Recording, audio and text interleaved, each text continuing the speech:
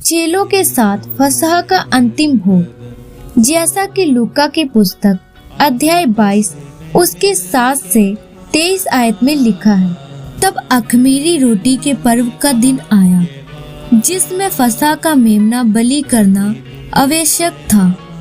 यीशु ने पतरस और यूहन्ना को यह कहकर भेजा, जाकर हमारे खाने के लिए फसह तैयार करो। उन्होंने उससे पूछा, तू कहाँ चाहता है कि हम इसे तैयार करें?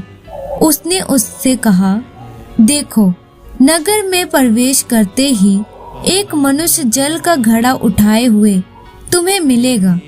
जिस घर में वह जाए तुम उसके पीछे चले जाना और उस घर के स्वामी से कहना, गुरु तुझ से कहता है कि वह पहुंचशाला कहाँ है जिसमें मैं अपने चेलों के साथ फसह खाऊं।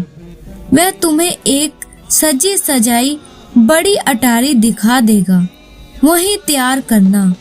उन्होंने जाकर जैसा उसने उससे कहा था वैसा ही पाया और फसह तैयार किया।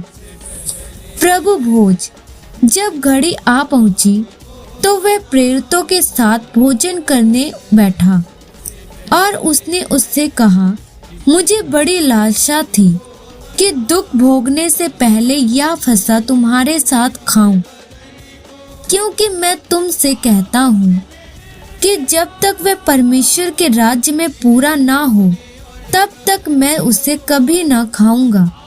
तब उसने कटोरा लेकर धन्यवाद किया और कहा, इसको लो और आपस में बांट लो, क्योंकि मैं तुमसे कहता हूँ कि जब तक परमेश्वर का राज्य न आए तब तक मैं दाख का रस अब से कभी ना पीऊंगा।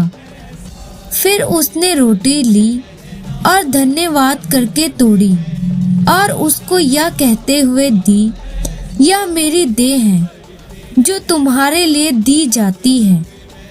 मेरे स्मरण के लिए यही किया करो। इसी रीति से उसने भोजन के बाद कटोरा भी यह कहते हुए दिया, यह कटोरा मेरे उस लहू में जो तुम्हारे लिए बहाया जाता है नई वाचा है। आमीन।